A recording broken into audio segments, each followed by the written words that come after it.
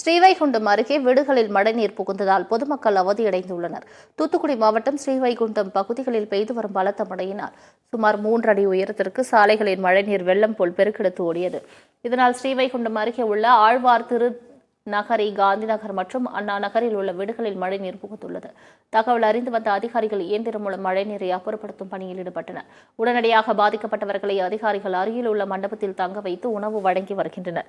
இந்த நிலையில் அண்ணா நகர் பகுதியில் உள்ள மக்கள் தங்கள் பகுதிக்கு அதிகாரிகள் வரவில்லை என்றும், கடந்த 25 ஆண்டுகளாக மழை காலங்களில் எங்களுக்கு இதே நிலைதான் உள்ளது என்றும், அரசு இதற்கு நிரந்தர தீர்வு காண வேண்டும் எனவும் தெரிவித்தார்.